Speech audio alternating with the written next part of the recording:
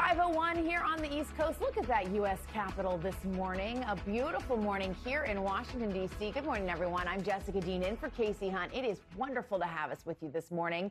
We have a lot of news to get to. 18 Senate-confirmed cabinet members and the vice president all on the guest list for the first cabinet meeting of Donald Trump's second term. Many of them arrived with something to say, but when President Trump ceded the microphone, it wasn't to any of them. Instead, he deferred to Elon Musk, the world's richest man turned senior White House advisor. Let the cabinet speak just for a second. Is anybody unhappy with Elon? If you are, well, throw him out of here. Is anybody unhappy? Musk then addressed the cabinet leaders and spoke 3 times longer than anyone else in that room, other than the president himself. Vice President J.D. Vance didn't get a word in for an hour. Musk spoke at length, detailing his efforts to slash the federal government and admitting some mistakes have been made along the way.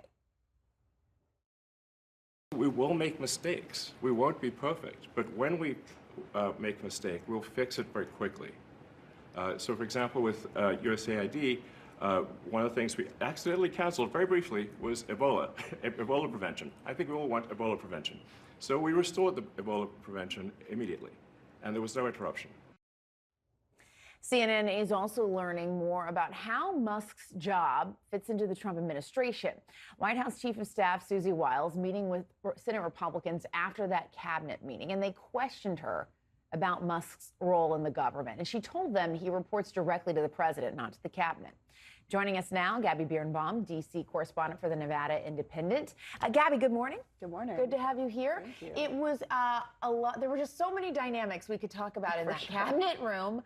But let's start first with kind of the man of the hour, Elon Musk, and how we really saw him take over that meeting.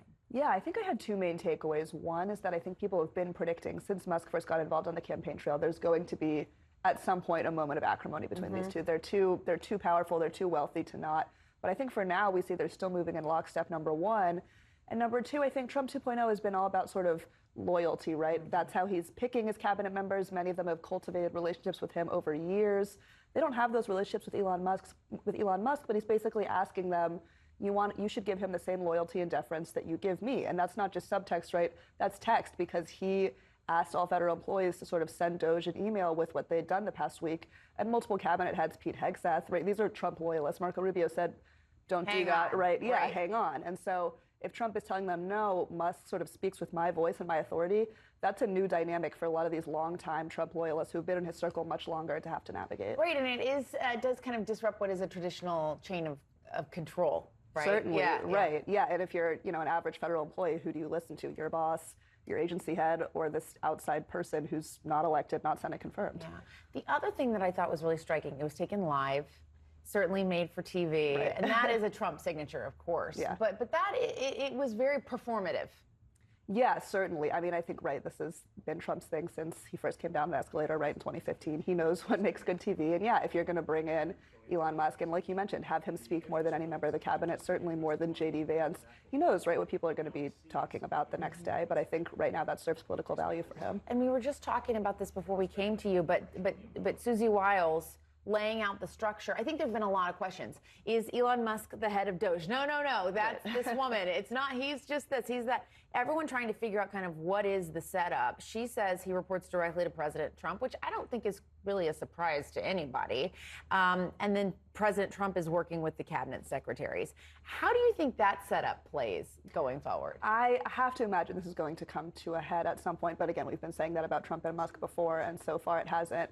There are sort of, no one's been willing to come out and say it super publicly yet, but there are Republicans who I think are frustrated behind the scenes, wondering, okay, if there's congressionally appropriated spending and I'm out there, trying to navigate that for my district or my state, trying to bring home federal projects and federal dollars, and then someone I don't have a relationship with is just, can just sort of cut that at the executive level, that's tricky for them to navigate. That's confusing. That's not how they're accustomed to doing government. And so I'm sure they did have a lot of questions for Susie Wiles about it. Yeah, for sure. And look, and in the meantime, it's full speed ahead, and the cabinet secretaries and DOJ is going to do what it's going to do. And to your point, the Republicans on the Hill are going to have to kind of deal with any fallout and try to advance this budget. Right. Yeah. And we've already seen at some town halls. We saw, in deep red districts in Georgia, with Rich McCormick. We've seen other places around the country. People are starting to get upset about DOJ. And if you're an average Hill Republican, you don't necessarily have answers about what Elon Musk's role is. That hasn't been made super clear, as you mentioned. Yeah.